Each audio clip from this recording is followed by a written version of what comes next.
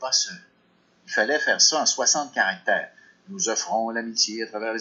Alors, imaginez une vie extraterrestre qui voit passer qui voit passer la sonde voyageur et qu'il, je sais pas trop comment est-ce qu'elle l'arrête, là, mais en tout cas, et là, elle lit le message. Nous offrons l'amitié à travers les étoiles. Vous n'êtes pas seuls. Je sais pas, ça donne peut-être le goût de venir nous visiter, nous, les terriens. En tout cas, on va en discuter avec Christian Page, le chroniqueur de Mythes et Complots. Bonjour, mon cher Christian. Salut Bernard. Écoute, moi, je trouve ça pas mal chouette. Je te le dis, oui, là. Moi, je trippe. Ben, écoute, c'est sûr qu'on a tous hâte de savoir, puis je suis pas sûr qu'on va vivre ça de notre vivant. Mais on sait. Hein? Oui, je m'allais dire, tu sais que toi, t'as hâte, moi, j'ai hâte, mais c'est une initiative qui plaît pas forcément à tout le monde, hein? Pourquoi? Ben, parce que, tu vois, si on regarde un peu l'histoire de ces sondes, hein, c'est des sondes Voyageur 1 et Voyageur 2. Elles ont été lancées au cours de l'été de 1977. Leur mission première était de photographier ou de transmettre des informations sur les grosses planètes joviennes du système solaire. Jupiter, Saturne, Uranus et Neptune. Ce qu'elles ont fait, d'ailleurs, avec beaucoup de succès. Ah oui, ils ont transmis des photos. Très belles. Oui, voilà. Et elles ont permis les premières images rapprochées de ces planètes qu'on avait vues préalablement qu'avec des télescopes. Et après leur mission, ces sondes sont parties comme ça à la dérive au-delà du système solaire.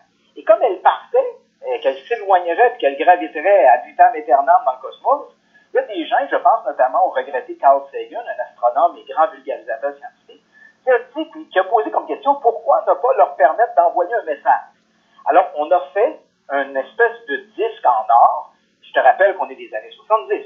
On fait un disque en or avec l'espèce de table tournante qui va avec. On place ça sur le flanc des sondes et on se dit, si éventuellement, après avoir visité les grandes planètes, elles gravitent des milliers d'années dans l'espace, mais elles tombent sur une planète habitée où elle est interceptée par des extraterrestres, ben, ils auront à la fois la table tournante et le disque pour écouter le message. Là-dessus, on retrouve, par exemple, un discours du président Jimmy Carter de l'époque. On retrouve le mot « bonjour » en une cinquantaine de langues, des chants de baleines, de la musique, dont Johnny B. Good chanté par Chuck Berry. Et tout ça voyage dans le cosmos. Et là, on s'est dit, comme on soulignait le 5 septembre le lancement de la sonde Pioneer 1, parce que dans l'ordre des lancements, on a lancé d'abord Voyageur 2 et ensuite Voyageur 1. Alors, on s'est dit, pour le 40e anniversaire, pourquoi ne pas recontacter l'une de ces sondes, qui est quand même très, très loin, là, elle est à 21 milliards de kilomètres de la Terre, mais ces systèmes fonctionnent encore. Évidemment, on ne peut pas altérer le disque en or sur la sonde, mais son système qui enregistrait des informations télémétriques, qui ressemble un peu à un magnétophone, lui, on peut encore le réactiver. Alors, on se dit, on va envoyer un message qui sera enregistré là-dessus. Et c'est l'initiative qui a été faite, et dont tu as mentionné le message, relativement simple, 60 caractères, nous offrons l'amitié à travers les étoiles, vous n'êtes pas seul. Et ce message, crois-le ou non, il a été enregistré hier par nul autre que l'acteur William Shatner, qui avait tenu le rôle du capitaine Kirk dans la série des années 60, Star Trek, et dans ensuite la filière de films qui ont suivi, la Star Trek 1, 2 et 3. C'est lui donc qui a enregistré le message. Et là où je te disais que ça ne fait pas l'unanimité, ben parce que c'est pas tous les scientifiques qui trouvent que c'est une bonne idée que de faire des coucous aux extraterrestres. Parce qu'on ne sait pas quelles seront leurs intentions. C'était la deuxième fois d'ailleurs que la NASA envoyait des sondes avec des messages. Avant les sondes voyageurs, au début des années 70, la NASA avait envoyé une sonde qui s'appelait Pioneer 10, sur laquelle on avait mis une image. C'était pas un disque, c'était une image, une sorte de pictogramme, qui décrivait un homme et une femme, les 9 planètes du système solaire, parce qu'à l'époque, je te rappelle que Pluton était toujours une planète, et un petit schéma qui montrait d'où venait la sonde. Mais des scientifiques, et je pense notamment à Stephen Hawking, le grand astrophysicien, lui trouve que c'est pas une bonne idée de faire des coucous aux extraterrestres parce que on va dire à des gens où nous sommes, puis on ne sait pas quelles sont leurs intentions à ces gens-là. Oh ben là, habituellement, moi, Hawking, je le trouve sympathique, mais là, non, je le suis pas là-dessus, là. Donc, il y a tout ce débat-là. C'est sûr que, je te dirais que de façon générale, on perçoit ça plutôt comme étant une initiative un peu rigolote. C'est vrai que les chances que la sonde soit éventuellement interceptée par des extraterrestres ou qu'elle tombe sur une planète habitée par des extraterrestres, elle est infinitésimale. Mais quand même, on s'est dit, c'est amusant de faire cet exercice. Ben oui, mais moi, je vais te dire, Christian, ce que je trouve intéressant dans une initiative comme celle-là, t'as bien raison, là. Probablement que ça sert à... Tu sais, bon, enfin, remarque qu'ils ont bien joué leur rôle. Elles ont bien joué leur rôle. Les sondes, elles nous ont fait parvenir des images exceptionnelles de ces grandes planètes. Oui. Mais je trouve que ça nous réunit comme espèce humaine. Voilà. Tu sais, c'est les êtres humains en général, au-delà de toutes nos différences, qui, d'une certaine façon, envoyons un message commun, un message fraternel à travers ces sondes-là. Et donc, c'est comme une espèce de...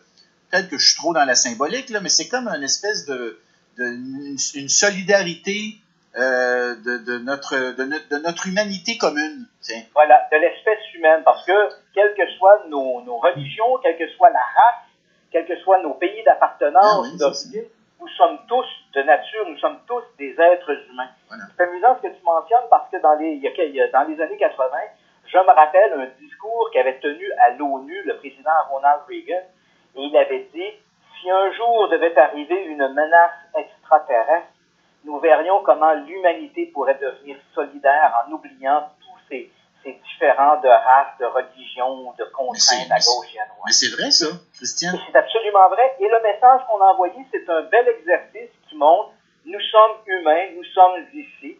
Puis bon, on verra les conséquences de ça si éventuellement il y a conséquences.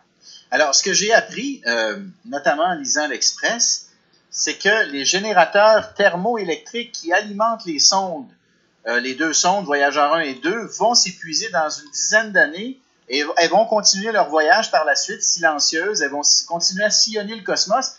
Et, dit-on dans l'Express, elles auront effectué un tour complet de notre galaxie, la Voie lactée, tous les 225 millions d'années. Tous les 225 millions d'années, chacune aura fait le tour de la Voie lactée. C'est des chiffres de la NASA, alors ils savent de quoi ils parlent. Absolument. Et au moment où on sent, tu sais que ces sondes s'éloignent à la vitesse de 17 km à la seconde. Elles ont été lancées il y a 40 ans et le message qu'a enregistré le William Shatner, qui est le capitaine Kirk, mettra quand même 19 heures. En fait, maintenant ils l'ont reçu, mais il a quand même mis, lorsqu'il a été émis hier dans la journée, il a mis 19 heures à la vitesse de 300 000 km à la seconde pour rejoindre la sonde et s'enregistrer sur les têtes magnétiques. OK, mais juste une petite question technique, là. Il y avait déjà des messages. Il s'est rajouté? Il restait de l'espace pour en rajouter un? Voilà, c'est ça. Donc, et c'est pour ça qu'on voulait limiter, bien sûr, la longueur du message, parce que à l'intérieur, c'est comme une espèce de bobine magnétique. Il restait un peu d'espace sur cette bobine magnétique, et on s'est dit pourquoi ne pas combler cet espace-là en y ajoutant un message, une sorte de conclusion à un long voyage entrepris il y a 40 ans. Et moi, j'aime beaucoup, c'est le jeune Oliver Jenkins qui a gagné, parce c'est un concours de la NASA, là, il y a eu 30 000 messages qui ont été soumis, et celui que je vous ai lu tout à l'heure, nous offrons l'amitié à travers les étoiles, vous n'êtes pas seul, c'est le message gagnant, et son compte Twitter, c'est @Asperger, _nerd. Donc, si je comprends bien, Oliver Jenkins est Asperger, donc je trouve que c'est une belle façon aussi de saluer la contribution de ce jeune-là. On sait qu'il y en a beaucoup d'Asperger dans nos sociétés et plusieurs d'entre eux sont capables de faire des contributions absolument remarquables. Alors, je trouve que ça envoie un très beau message également. Merci beaucoup, mon cher Christian Page. Ça m'a fait plaisir, Bernard. Et on se parle vendredi, sinon avant. Absolument. Sinon avant. Oui, absolument.